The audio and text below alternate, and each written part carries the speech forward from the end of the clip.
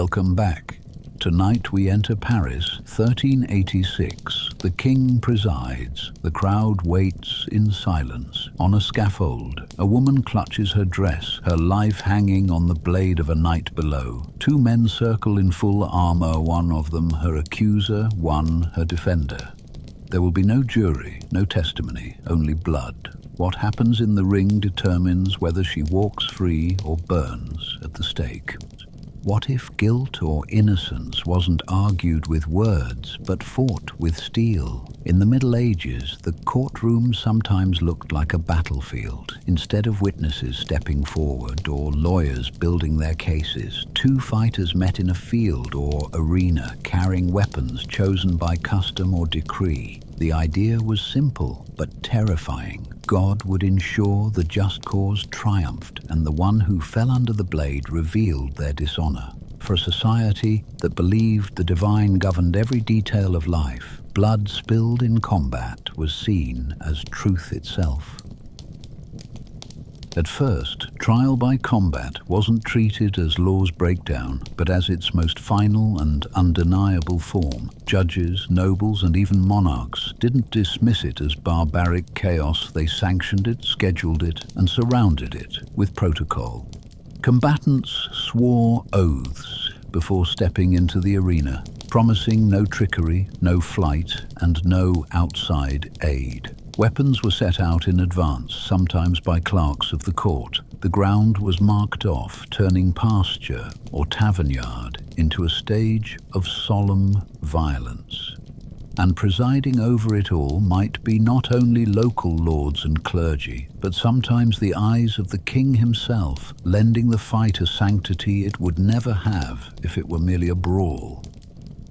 It's unsettling to realize that what we now think of as entertainment, two men clashing steel before a roaring crowd, was once treated as testimony in law, as valid as a parchment sealed with wax. Compare it with modern trials, where evidence piles up in folders and jurors retreat to deliberate in silence. By contrast, medieval justice spilled itself openly into the dust. The clash of swords was evidence. The swing of an axe was reasoning, and the final wound was the verdict. This wasn't carried out casually. In many cases, combatants prayed beforehand, calling upon heavenly witnesses to give strength to the righteous. In this way, defeat wasn't simply a loss. It was understood as divine exposure of guilt. Death was not only punishment, but revelation. To live after the fight meant righteousness had been proven beyond dispute. This created a culture where the slow rhythms of law joined with the fast, brutal rhythm of armed combat.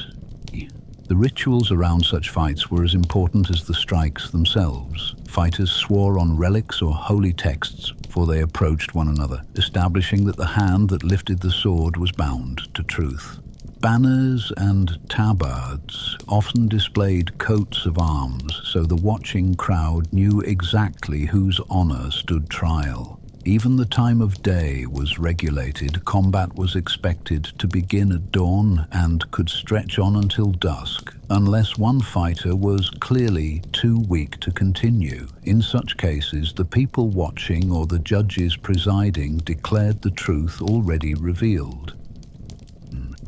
Sometimes the law forced unequal fights into being, no matter how strange the match seemed. A weaker or older man who was accused of betrayal could not simply refuse combat if his accuser took him by challenge. He could hire a champion, but even then the spectacle was demanded. There are stories of burly knights facing scrawny villagers, of aged lords forced to strap on armor, shaking with weakness. The law compelled them into the arena because justice could not be denied its combat, however unfair the outcome might seem to modern eyes. Crowds gathered just as they would for markets, festivals, or parades. Justice wasn't hidden in private halls. It was a shared experience that bound community and authority together. Villagers left their work in fields to watch. Nobles arrived in fine garments, and clergy attended to lend legitimacy to the ritual. Each duel became not just a test of two fighters, but a mirror of the kingdom's faith that God revealed the truth through force of arms. The quiet of court documents had no place here. This was law performed, law embodied, law written in the sweat and blood of men who stood beneath the open sky. If you lived in that period, you would not think of the duel as entertainment alone. It mattered deeply. In each sword stroke, there was the idea that heavenly will pressed upon mortal muscle and bone. Justice was not hidden away, but made visible to every farmer and noble alike. That shared vision reinforced social bonds. They trusted the sword, not because it was sharper than argument, but because they believed a higher judge guided its direction. Yet even with all this formality, the spectacle itself drew eyes and voices. Each clash was watched with bated breath. Every stumble brought gasps. The drama of the fight could stir fear as much as it impressed awe. At times, the law even demanded that the accused or interested parties remain nearby, observing as their fate fought itself out on the ground. For some, like Marguerite, whose story would come to define one of the most famous duels in history, this structure turned into a nightmare. She had no sword, no shield, and no way to prove her innocence on the field. Custom dictated her only path to survival was through another's hand. Imagine the terror in that moment, your entire future, reputation, and life itself hanging on someone else's wrist strength and sword edge. Medieval duels created not only violent conclusions, but psychological trials before a blow was even struck. And unlike modern judgments, which drag on with documents and appeals, this decision was final, the moment steel found flesh. Some have argued that trial by combat shows how primitive medieval law was. But for those living under it, this was not weakness but certainty. There was little patience for tangled words or drawn-out disputes. The duel eliminated grey area. Your champion's survival meant God was with you, and his collapse meant your guilt had been displayed to the world. Justice wasn't hidden in papers. It was carved into the land with the passage of blades. Thus, trial by combat was more than legal process, it was the ceremony of justice itself. Each oath, each weapon laid carefully in place, every noble pair of eyes watching from the stands transformed this violence into verdict. The law asked not for proof of innocence in the form of testimony, but for proof through survival. This ritual continued to shape communities and shape lives, binding together ritual, law, and blood. But Marguerite's fate shows the harsh reality of this system. A woman accused could not take the sword herself. Instead, she was forced to stand aside, powerless, while a man fought upon whose shoulders her existence rested. For her, justice by combat was not direct vengeance, but complete dependence. And so when her day came to face the judgment of combat, the law placed her very life entirely in a stranger's blade. Imagine standing high above a battlefield, not as a fighter, but as the one whose fate hung in silence. Below you, steel glinted in the pale daylight, and two men circled each other like predators. One of them swung for his own survival, but the other fought on behalf of your very life. If he faltered, if he slipped or stumbled, you knew exactly what awaited you. Burning at the stake. For Margaret, that was no abstraction. As the duel began, she was forced to step onto a scaffold built not for honor, but for her terror. From that raised wooden platform, she looked down upon the clash that would decide whether she lived or died. Margaret had not raised arms, nor had she been given the chance to make her own defense in words. She was accused, trapped by a legal order that granted her no voice. Instead, her survival rested on the figure of her husband, Jean, who alone had the right to seek combat in her name. The law made her life transferable, bound to the strength of another, as if her own body and soul could be handed to a champion wielding steel. The case against her was no trial by writing, no weighing of testimony, but combat sanctioned by the crown. Even the king himself had sanctioned this ordeal. And so, Margaret waited above the tilt-yard, forced to watch as men below sought to tear each other apart, her body trembling with awareness of the flames that would claim her if her husband failed. Trial by combat was designed to be certain. The Almighty, it was believed, would reveal truth through arms. Yet for Margaret, the truth was never her own to reveal. Custom barred women from stepping forward into such contests. To challenge their accuser personally with the sword would subvert the order of gender and law.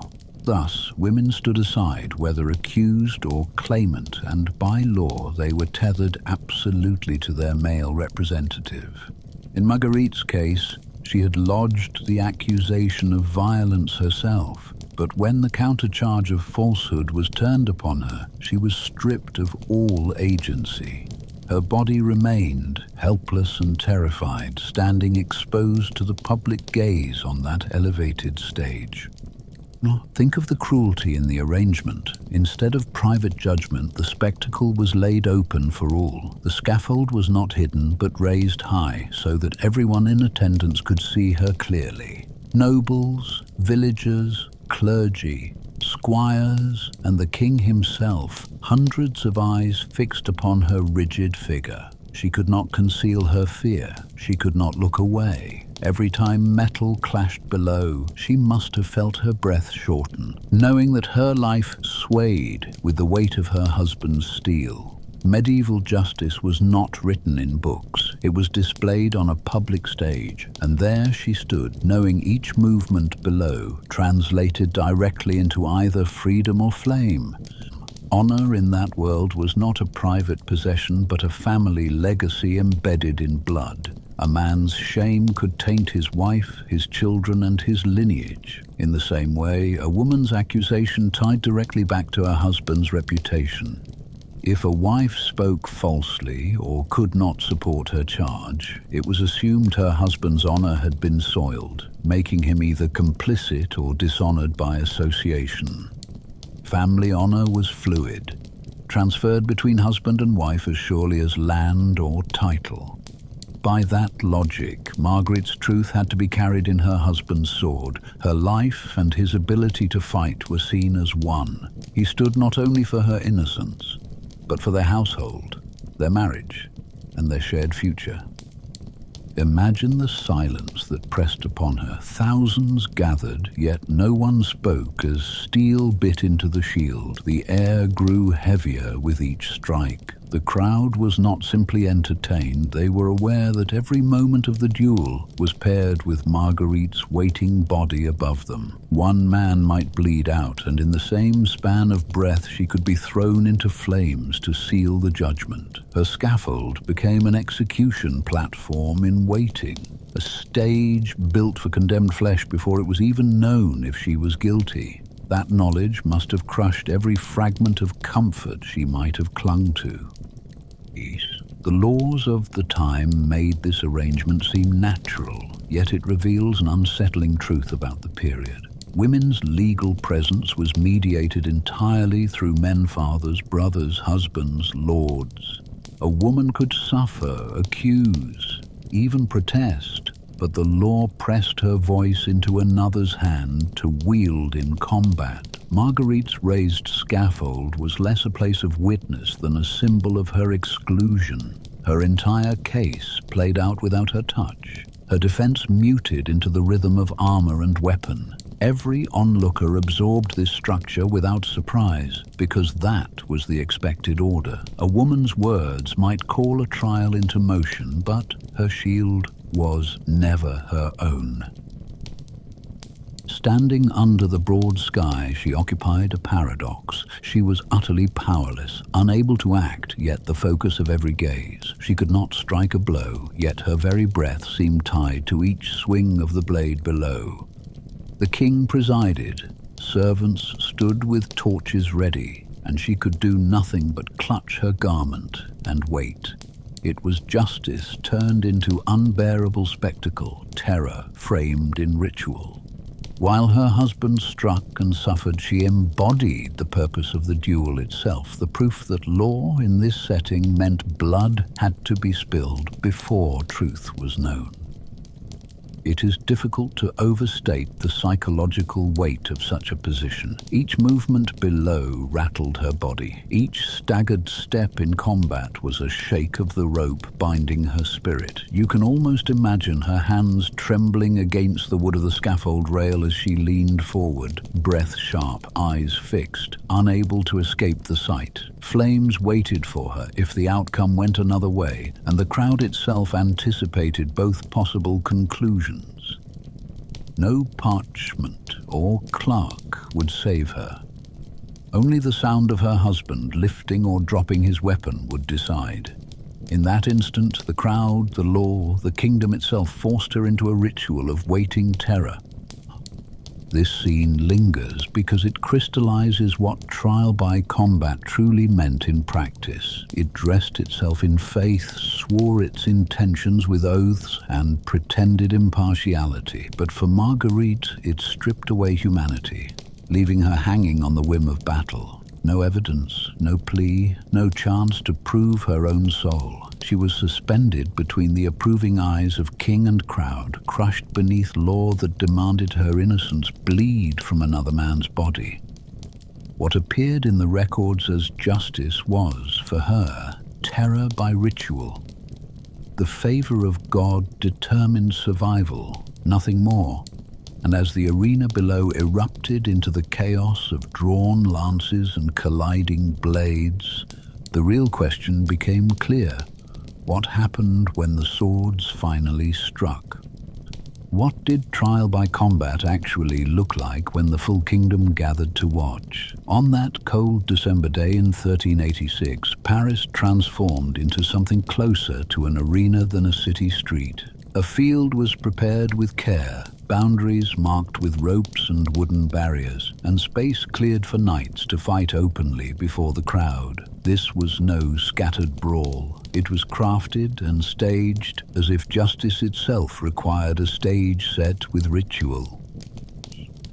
The ground was leveled, sand brought in to firm the earth, and stands were arranged so nobles and clerics could sit above the field. At the center, weapons were laid out, lances polished, swords sharpened, axes waiting if the combat required. Each item was inspected by officers of the court to ensure fairness. Armor, too, was chosen according to custom. One combatant strapped buckles and fastened plates that would protect head, chest, and arms, but not so heavily as to call it war gear.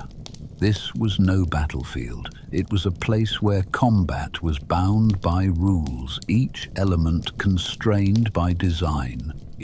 The entire scene carried the weight of ceremony. Jean de Carouge, husband to Marguerite, stood in glinting armor, banners of his house flying. Opposite him, Jacques Legris, accused of the crime, hardened himself for combat. Both men swore oaths before stepping to the line, testifying aloud so there could be no doubt of their resolve. It was not enough to fight. They had to submit to God's judgment through this practiced ritual. Beside them stood heralds, recording officers, clerks, and the hum of anticipation from thousands who filled the stands. In this moment, the king himself watched, acting not as a distant ruler, but as the highest witness to law conducted through arms. His gaze ensured no one could call the fight dishonorable or invalid. The crowd erupted with sound as the duel began. Horses charged first as lances dipped and smashed. The ground trembled as iron-shod hooves tore into the soil, the first passes striking with force enough to shatter one lance to pieces. Both knights reeled, shields bent under blows, helmets rattled with each clash of wood and steel. Dust rose in heavy clouds, settling against the sweat of the animals as the fighters circled again for another charge. Swords followed once the lances were splintered. Steel sang as blades struck each other's armor, plumes of sparks bursting into the winter air as iron cut against iron. The crowd gasped at each moment when one slipped or stumbled, certain that the verdict might fall then and there. Margaret watched from her scaffold, her fists tightening around the fabric of her gown. Every strike, every stagger carried her closer either to exoneration or fiery death. Her body may not have been in the ring, but the ring consumed her. The duel escalated as swords wore down. Axes were drawn, their heavy heads smashing into shields, striking with dull, blunt finality. Each swing echoed like thunder across the crowd. Wood cracked, leather split, steel chipped. The sound carried far and wide, each strike stirring ripples of shock and awe in the silent air that followed. The spectators, though accustomed to violence, held their breath for what they knew was no game. This wasn't a tournament, this was judgment, as serious as law could be. The noise of the city outside dimmed in comparison. Paris did not merely host the duel, that day it became the duel. Still, beneath the noise, something remained deliberate. Heralds called out the progress in measured tones. Officials ensured neither fighter strayed beyond bounds, and the king's presence enforced the sanctity of the ritual. At no point was this disorder. This was not chaos, but theatre designed to bind the will of heaven to the order of justice. The steps may have been bloody, but the structure remained rigid. Oath, charge, clash, escalation, steel to flesh, until the truth was revealed. Through it all, Margaret remained the unspeaking center. Even as soldiers shouted commands and the clash of arms filled the air, she was the silent figure suspended above, the one who embodied the stakes. The people's eyes returned to her again and again, as much as to the duel. She could not turn away. To do so would risk appearing faint-hearted when the judgment of God and crown weighed upon her. So she endured, pinned by thousands of eyes, chained not by iron, but by ritual and expectation.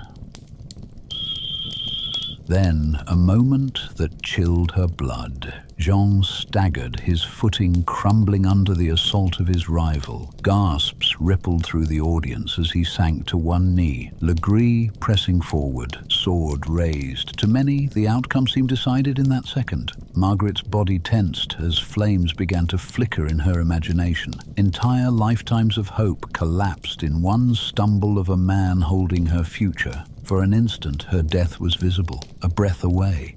The whole crowd knew it. They leaned forward, eager and afraid of what truth might reveal itself. But the duel lunged into sudden violence. With the force of desperation, Jean surged upward, driving his weight against his rival, grappling him close. It stripped away the grandeur of knights and armor, leaving only raw survival. In the crush of their bodies, in the tearing of metal against metal, Jean seized his chance. His dagger slipped between helmet and gorget, plunging deep into the neck of his enemy. Silence swept the crowd as Legris fell to the earth, blood darkening the sand. For a moment, no one moved. It seemed not only Jean who struck, but heaven itself. The roar that followed was not joy alone, but recognition that judgment had been delivered before their very eyes. Margaret's body slackened in relief, her survival secured in that terrible instant of violence. The king nodded his approval. The court heralds proclaimed truth revealed, and the ceremony closed with the weight of inevitability. Justice, they believed, had spoken. The duel had settled all. And yet that fight echoed louder than its armor and blood. Paris had become an arena, not for sport, but for justice turned spectacle. And though Jean stood victorious and Margaret escaped her death, another truth was revealed that day. The victory was not only theirs, it marked the beginning of the end for trial by combat in France, the death rattle of a system that had tied law to blood for centuries. Why was this brutal fight remembered as the last of its kind? To understand that, we need to look at what happened after Jean de Carouge staggered to his feet in Paris and struck down his opponent. The victory secured Marguerite's survival, but outside her scaffold, the fight carried a different verdict across France. The duel had been sanctioned in full view of the king and blessed as God's judgment, but what followed planted doubt among those who had overseen it. Clergy whispered of cruelty rather than divine revelation. Nobles, many of whom had sponsored trial by combat as part of their own power, began to wonder aloud what this ancient custom really achieved. In earlier centuries, the idea of God speaking through combat seemed unshakable, yet in the shadow of this particular duel, too many saw only human rage, steel, and blood. It was difficult to look at a knight plunging a dagger into his rival's throat and sincerely call it holy arbitration. The fiction began to crack. The sound of the crowd gasping and the spray of blood seemed less heavenly than many wanted to admit. Justice, pressed into ritual combat, no longer resembled divine authority but sheer survival. The image jarred in a society that was slowly learning to hold testimony, written record, and careful evidence in higher regard. The French crown, already tightening its grip on regions and lords, began to see such duels not as demonstrations of order, but as threats to authority. Every duel wrenched the focus of the court away from the king's voice and towards the fist of an embattled knight. In a time when monarchs were struggling to centralize power, these bloody contests became distractions and liabilities. A verdict won by the sword threatened to stand higher than proclamations written under seal.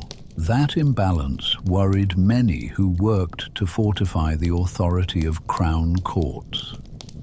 The risk also extended beyond the field itself.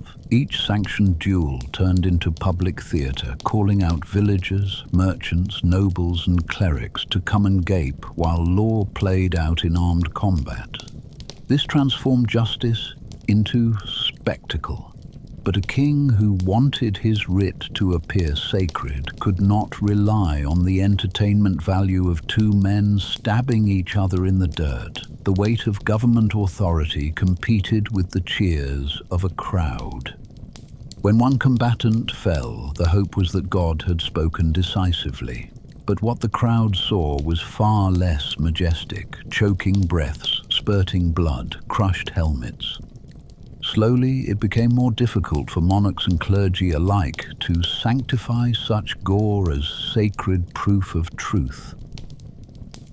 In that way, divine justice stopped appearing divine. It looked too brutal, too human, too arbitrary. Nobles began to complain that trial by combat unsettled order rather than reinforcing it. Clerics, always wary of mixing faith with bloodsport, openly condemned it. The duel between Carouges and Legris did not just settle Marguerite's case, it threw into question whether this was ever a useful method at all. Within years of that December fight, France grew reluctant to authorize new trials by combat. Local disputes were shunted instead toward courts, where sworn testimony, written charters, confessions, and depositions could be examined. This shift marked more than a change of pace. It was a visible redefinition of authority. If truth was no longer revealed by a knight's survival, then it had to come from words, documents, and royal justice. Combat bowed to procedure. Law no longer asked a man to bleed for it. It asked him to speak, to testify, or be judged by his peers. The implications rippled across society. Nobles accustomed to strengthening their honor through arms now had to defend it with oaths.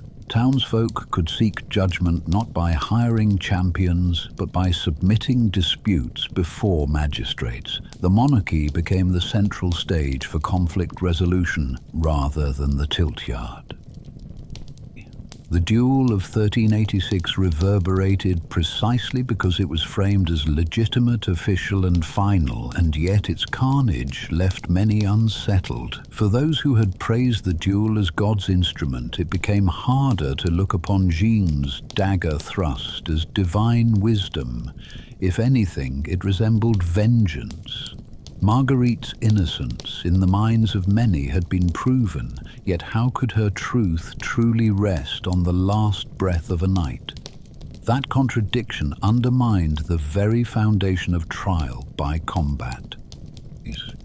What emerged was the unease that these contests settled nothing fairly. They terrified more than they convinced. If truth was truly of God, it ought to be revealed through the word of clergy, scripture, or the king's court, not through the desperate swing of an axe. The duel, which had once embodied certainty, now appeared to be nothing more than chance dressed as ritual. People recognized that the strong survived and the weak perished, regardless of divine favor. That recognition was fatal to the system itself.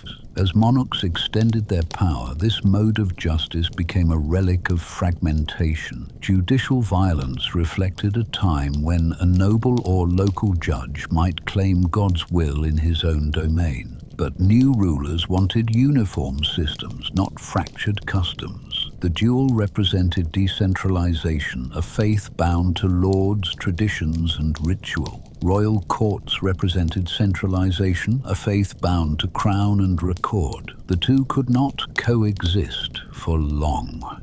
By preserving the duel, the crown admitted limits to its own judgment, and so the duel was quietly abandoned, pushed aside until its memory remained rare and anecdotal. And the irony is profound. Jean de Carouge had fought not only for his wife's life, but for his own honor, and in doing so carried out justice in the oldest way known to his people. Yet his victory helped dig the grave for that very method.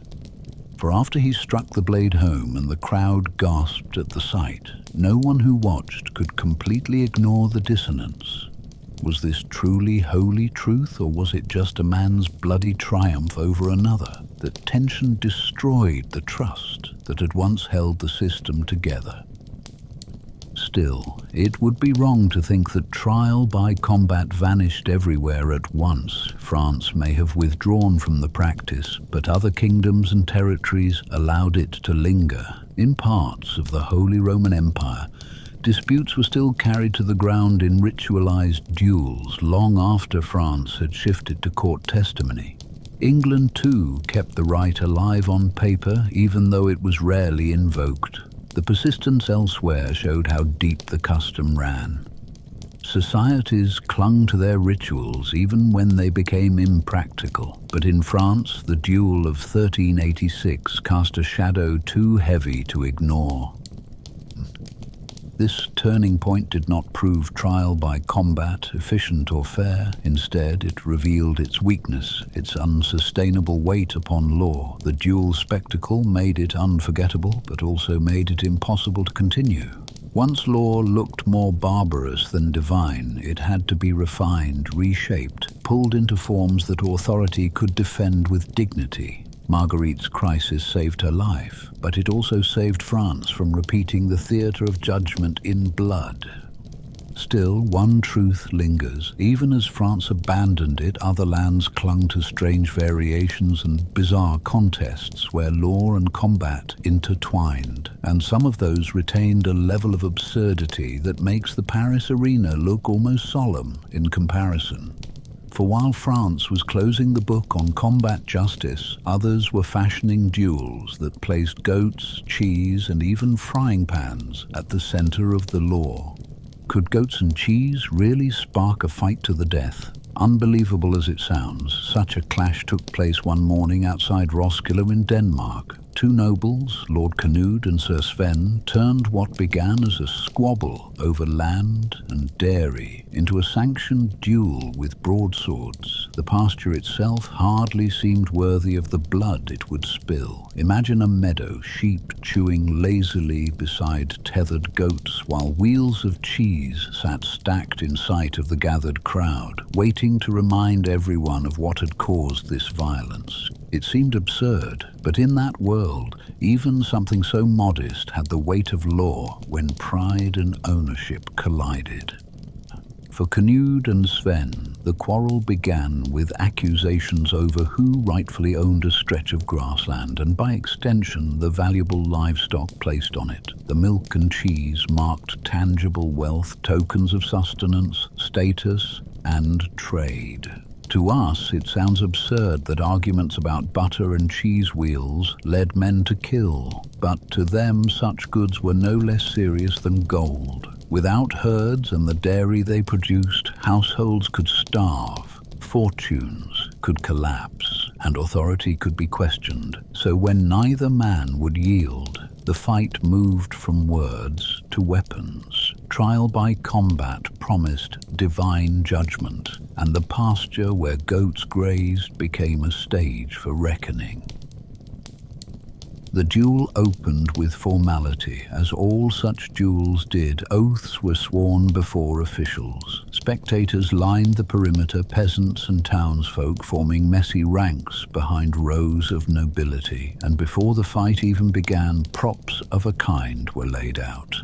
Wheels of cheese, disputed spoils, were displayed prominently, almost theatrically, as though their presence transformed the field into both courtroom and carnival. Some say cheese wheels even rolled into the dirt when pushed aside, a not so subtle reminder that the fight had begun over nothing more than dairy. Yet while the imagery was comical, the weapons were not. Both men carried broad, heavy blades more suited to the field of battle than to the weighing of minor grievances. The tension between the mundane and the deadly was stark. As the men circled one another, their cries cut through the cold air, filled with furious accusations of theft and sacrilege. One chronicle even recorded talk of lactose heresy shouted in the heat of battle. The duel was not simply about land or goats anymore. It was layered with ridicule, insult, and the hunger for vindication. The moment swords clashed, however, humor dissolved into sheer violence. Steel rang against steel, sparks flickering dangerously close to the onlookers. A strike against the shoulder tore cloth, blood spotting the ground, and suddenly the farce of cheese became inseparable from the real possibility of death. Yet the absurdity did not vanish entirely. Chroniclers noted the chaos that unfolded as the men stumbled through the duel. At one point, a wheel of cheese crushed underfoot caused one of the fighters to stumble, arms wheeling as though law itself was slipping from beneath him. Balance returned, sword raised, but the moment stung of slapstick comedy. Onlookers gasped and roared with laughter and horror in equal measure. The violence on display turned into spectacle, a bizarre blend of entertainment and legal ritual. Perhaps for the first time, villagers did not separate the seriousness of law from the humor of its stage. The duel turned into both, and the crowd relished it. Even as the fight dragged on, with sweat dripping beneath helmets, the mixture of solemnity and comedy remained. Goats nearby bleated loudly as swords clashed, their sounds intermixing with steel on steel, producing a scene more grotesque than glorious. Each stumble or swing risked not just humiliation, but death. Yet the cause of dispute over dairy remained in view, mocking the solemnity of the ritual. Children in the crowd laughed nervously, elders prayed aloud, and churchmen frowned in discomfort. For them, this was not justice illuminated, it was justice degraded. Eventually, the fight reached its terrible conclusion. Sir Sven's strength proved the greater. With a sharp twist and a decisive thrust, he struck Lord Canute fatally, dropping him heavily into the grass. Blood mingled with churned dirt beside the wheels of cheese that glared like absurd trophies. The crowd erupted, some in awe, some in uneasy laughter, others dismayed that such a quarrel had ended in death. Sven seized his right, not only to the land and herds, but also to the contested cheese itself, raising his weapon briefly as the officials declared him rightful victor. And just like that, dairy had dictated death.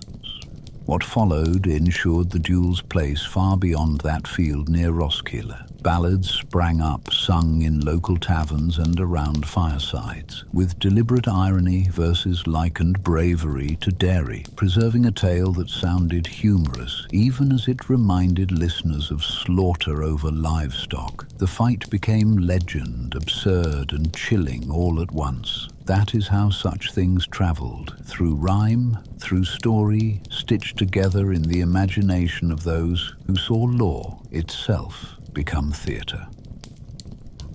The church, however, could not stomach what had taken place. The clash over goats and cheese was no sacred ordeal in their eyes, but a parody of justice that mocked God's authority. Local clergy attempted to curtail such spectacles, preaching against them, pressing officials to abolish combat for trivial disputes. Still, their efforts rarely aligned with the appetite of the crowd, who seemed energized by these outrageous contests. The duel survived not despite the church's protest, but because common life delighted in its strange union of violence and entertainment. By condemning it, priests may well have fanned the fire of its memory further. This one absurd case distilled the failures of the system. What had been designed as divine arbitration was now a grim performance. The law claimed to protect order, but by allowing combat over cheese, it instead fueled carnival-like violence. Where villagers once trusted that God revealed truth through arms, they now witnessed comic absurdity resolve civil disputes. Law had slipped into theatre entirely. In the pasture, no one saw a divine hand guiding the sword, only the cruel chance of who held balance and stamina on the day of fighting. Yet the cheese duel endured in law because it summed up the contradictions of trial by combat better than any grand duel in a court. And so we see that trial by combat was not always the solemn matter of kings and noble accusations. It spilled beyond the walls of castles and cities, into barns, kitchens and pastures. It infected the daily disputes of villagers and nobles alike, making domestic quarrels and farm goods the reason for blades to flash and blood to flow. The duel of Canute and Sven demonstrates how volatility in law could convert the ordinary into the terrible. For them, cheese was proof of legitimacy, goats were currency, and combat was the final arbiter. We may laugh at the tale now, but the laughter of the past was mixed with screams, prayers, and the crack of swords. Lord Canute's fall was one of countless reminders that trial by combat could make the improbable suddenly fatal. Goats grazing in a field, cheese wheels stacked for trade, those could pull men into mortal conflict sanctioned by authority. It left onlookers entertained, horrified, and uncertain all at once. And when the story spread, it made clear that trial by combat had no limits of scale or setting. Nobles fought for kingdoms, villagers fought for cattle, and once men fought to the death over cheese. Such was the elasticity of medieval justice. It transformed into parody, yet still demanded blood. And the cheese duel was not alone, because when trial by combat slipped from castles into kitchens, even frying pans could become tools of justice. What happens when law is decided with a frying pan? It sounds more like a comedy than a legal process, but one tavern record near Toulouse tells us exactly that. A quarrel between two minor knights, Sir Guillaume de Fer and Raoul de Saron, spilled from insults over food into a full duel fought in the close heat of a kitchen. The idea that a cast iron pan still hissing from fried eggs could be used in the name of justice captures just how elastic trial by combat could be. The two men had crossed paths in an inn where tempers were already warming like the pans on the fire. Raoul mocked Guillaume's cooking, sneering that his bacon was unworthy of noble company. Such a remark might seem minor now, but to a knight who tied pride and honor to everything he touched, the insult was unbearable. Chroniclers called it social annihilation. To question a man's food was to question his standing itself. The exchange escalated from murmur to shouting until steel flashed in hands, not for cutting bread but for spilling blood. Here in the tavern, the ritual of combat law made its entrance in a space no wider than a common hearth.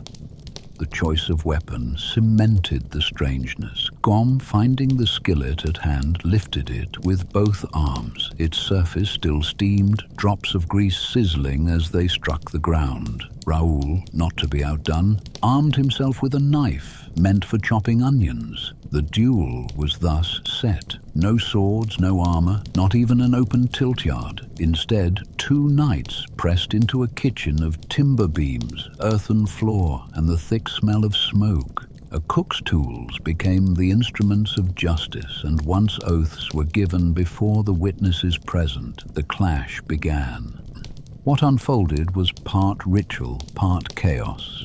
The crowd formed almost at once, villagers and patrons cramming into the kitchen, elbows leaning hard against door frames to catch a glimpse. The innkeeper nervously tried to keep pans from falling from the racks, knowing his livelihood was shaking with every blow. The skillet swung like a mace, striking sparks as it rang against wall and countertop. Chroniclers wrote of the blow sounding like a cathedral bell. When Guillaume landed his first strike across the timber post, grease splattered in the air, glowing in the firelight as the pan slammed side to side. The kitchen itself joined the struggle. Oil spilled underfoot and both men slipped, scuffing boots as they tried to regain balance. Each fall mocked the solemnity of combat law, as though God's revelation might come through the slap of armor against onion skins. The crowd gasped when Raoul crashed into a stack of plates, crockery shattering across the floor in a spray of clay and dust. Guillaume pressed his attack, shouting over the roar of the hearth fire as he hurled the skillet like a heavy cudgel. The walls shook, the beams groaned, and justice itself seemed to quiver in the cramped and greasy air. Despite broken furniture and singed cloth, the duel carried on with all the seriousness of any courtroom decree. The skillet may have seemed ridiculous, the kitchen laughably narrow, but to those watching, the winner's survival would stand as truth. Each shoe that skidded in grease carried legal weight. Each swing of iron was a parchment in motion, a testament written in bruises and burns. To the villagers, this was not parody alone. It was both theatre and judgment. They cheered, flinched and prayed, holding their breath as the combat rattled mere feet away. When Guillaume finally landed a decisive strike, it was almost grotesque in its humor. The frying pan struck Raoul square on the helm, knocking him backward into a heap of ash, onions, and spilled wine. Chroniclers recorded him lying unconscious as spectators surged forward. For Guillaume, victory meant not only his honor restored, but his opponent's claim smothered like the coals beneath the hearth. The law, crude as it seemed, had spoken through grease, smoke, and iron. The aftermath cemented the duel's strange fame. The innkeeper, relieved to see order restored and delighted by the spectacle that packed his tavern with eager mouths, granted Guillaume free meals for life. Patrons joked that justice not only saved his honor but also filled his stomach. Yet while the tavern rang with laughter and exaggerated retelling, some claiming Gorm parried with bacon and defended with loaves, the church found little to smile at. Records note a quiet reprimand, condemning those who turned kitchens into arenas of judgment.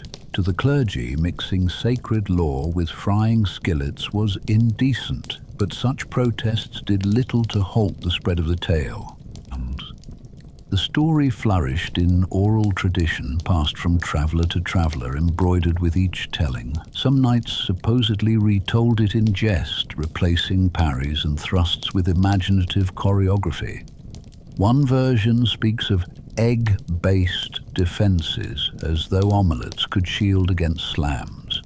While exaggerated, the heart of the account stayed the same. Justice had left the field and entered common spaces, transforming kitchens into courts. The memory lasted, preserved not in official charters but in tavern talk and local lore. What emerges is more than comic relief. The duel shows how fragile the boundary between law and spectacle was in medieval life. The king could sanction lances and swords before the nobility, yet the same cultural logic allowed villagers and innkeepers to watch skillet and knife swing in a smoky kitchen. Law was not a fixed code. It was elastic, expanding to the space available. If knights argued in a tavern, then the tavern became a courtroom. If the tool at hand was a skillet, then the skillet became the instrument of God's decision. This story also speaks to the appetite for spectacle that ran through medieval life. Where parchment was slow and trials dragged on, combat offered immediate resolution, visible, visceral, entertaining. Even when absurd, people trusted what they could see. A man struck unconscious beneath a frying pan looked to them every bit as guilty as one toppled by sword in a tilt. Absurdity did not undermine the system. Instead, it seemed to bind people to it more tightly, for they laughed even as they believed its result. Yet the contradictions festered. Church officials who praised God's hand in noble duels could not reconcile tavern kitchens filled with grease, laughter, and blows echoing against beams. Their reprimand reveals unease, not because men fought combat was familiar, but because the fight exposed law as theatre. Here was proof that if combat was law, it could take any form. Even frying pans and onion heaps could become scales of justice. Gorm's victory, Raoul's unconscious body, and the innkeeper's reward became symbols of how far trial by combat reached. It did not stop at castles or stone courts. It trickled into villages, weaving itself into the mundane. One day, cheese could provoke sword strokes in a pasture. Another, frying pans could resound like bells in a kitchen. Each case reinforced the strange power of combat law, flexible, theatrical, and always final. And as absurd as this frying pan duel was, it did not even end in blood. Raoul lived, dishonored but breathing, his defeat staining his name but sparing his life. The skillet therefore wrote his guilt without ending his body. That outcome, too, reminds us that not every duel pursued death to its finish. Some stopped through chance, exhaustion, or mercy. And those endings often stood out most for what happens when two combatants, drained of strength after endless strikes, simply refuse to kill. Sometimes exhaustion became the strangest judge of all.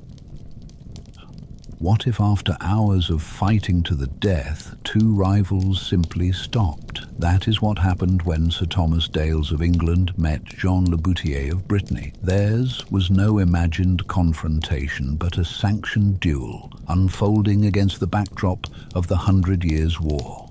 Each knight had carried into the arena not only his weapon and armor, but also layers of honor, nationality, and expectation. For those who gathered to watch, the outcome seemed preordained.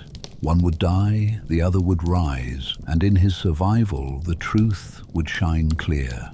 Yet as the fight stretched on, something stranger emerged. What came was not death, but exhaustion, not triumph, but quiet acknowledgement. And see, at the start, the confrontation carried the full weight of ritual practice. Weapons were drawn, rules established, and witnesses gathered to lend gravity. The crowd expected the contest to end in blood, as was custom. Each strike, each shield-battering blow reinforced their anticipation. This was law enacted through violence, and the onlookers braced themselves for the moment when one body fell limp. Yet both men were evenly matched, and as the hours slipped away, the fight lost its rhythm of certainty.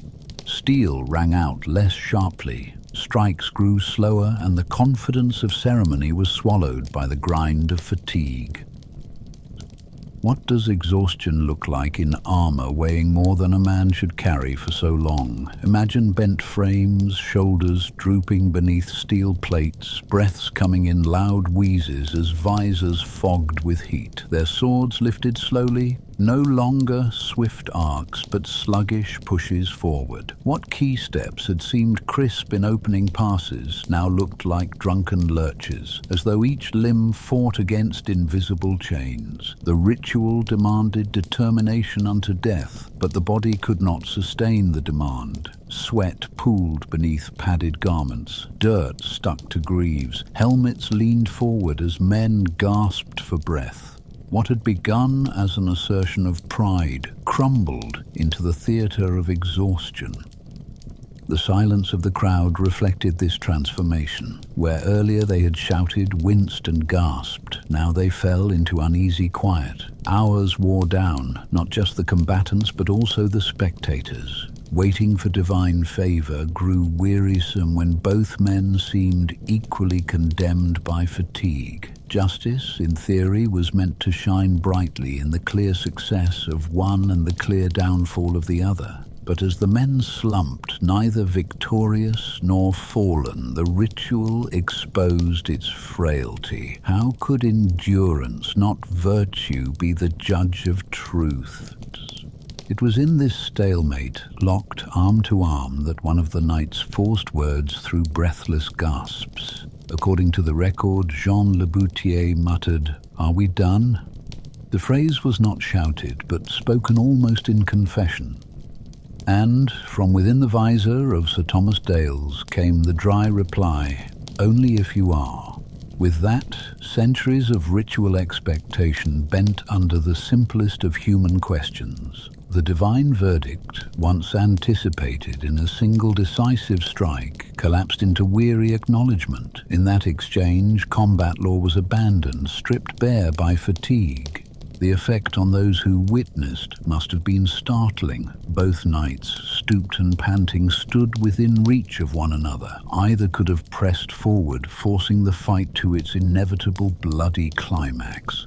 But both instead allowed the moment to soften. The hand raised was not to slit throats, but to steady themselves. Some say the battle ended with a handshake, a gesture rare and subversive in this theater of ritualized death. To witnesses, it must have felt uncanny watching men whose swords had dripped with intent towards slaughter stand upright in truce. The crowd, conditioned to wait for judgment through death, received instead a lesson in failure of expectation. This collapse carried weight far beyond two gasping bodies. For centuries, the logic of combat law had rested on the conviction that God revealed truth in victory. To falter, to die, was therefore to carry the stain of guilt revealed by heaven. But in this strange duel, fatigue, not God, dictated the outcome. The ritual broke apart under the force of human endurance, leaving no clear victor. What could divine will mean if both had survived simply because both agreed the ritual had gone too far? It made mockery of the idea that heaven micromanaged sword strokes. Chivalry, that revered code of honor that guided knights, did little to prevent this unraveling. Instead of dying gloriously, they chose to preserve themselves. Exhaustion stripped away ideals, showing that even knights bound to a culture of loyalty and sacrifice, would bow before the natural limits of their bodies. The duel laid bare that doctrine could not overrule biology. Stamina, sweat, aching muscle, these ended the fight, and in doing so, chipped away at the notion of ritual purity. The church, surprisingly, gave its blessing to the truce. Approval was granted, as if to acknowledge that fatigue itself had marked a legitimate end to proceedings. In that quiet acceptance lies an unspoken truth. Authorities could not ignore reality. Exhaustion had mocked the idea of divine arbitration, yet church and court allowed it, underscoring that ritual often bent under the weight of necessity.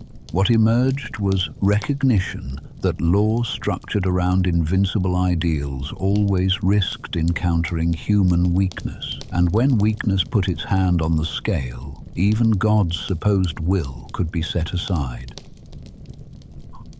Some in the crowd might have been disappointed. They came prepared to see judgment made visible, blood drawn as verdict. What they witnessed instead was mercy, or at least reluctant cessation. The hunger for spectacle went unfed, yet, at the same time, perhaps some left unsettled in another way. Had they glimpsed the truth beneath the ritual? That truth being that duels were no oracles, no visions sent from on high, merely men battering one another until one fell. Here, neither fell, and that refusal of conclusion seemed louder than any death blow. Why does this duel linger in records? Because it violated expectation. It did not fit the clean arc of ritual combat. In refusing to kill, the knights revealed its absurdity. Nothing divine intervened, no cosmic plan shone through. Instead, humanity bled into a system designed to erase it. The handshake, or at least the shared word of agreement, shifted attention from spectacle back to the individuals beneath their armor. For once, the Lord faltered, not because of dishonor or trickery, but because men were too tired to keep fighting. This is the hidden irony. The duel proved nothing. Neither man emerged marked by guilt, neither carried the stain of defeat. They parted, battered but alive, and the judgment meant to weigh their cause evaporated. If combat law sought truth by force, this moment illuminated its opposite, the futility of equating endurance with righteousness. In stepping away, Dales and Laboutier revealed not divine order, but human survival. And that, perhaps more than any bloody outcome, rippled with significance. The crowd came for revelation, but what they received was a gesture of humanity, men deciding to end what expectation demanded they continue. It mocked the foundation of trial by combat without needing to speak the words. Two exhausted knights had shown that the duel could collapse into nothing more than theater, undone by its actors. So in that strange meeting of breathless men, one saying, "Are we done?" and the other answering, "Only if you are," a tradition centuries old cracked. No fire, no scaffold, no clear cut of blade, just sweat, breath and human exhaustion grinding ritual to dust. And that poses the final mystery. If duels could fail to reveal truth, if exhaustion itself could bring their end, why did society cling to them at all? Which leaves the larger question: why did people ultimately abandon a ritual spectacle that once seemed inseparable from justice?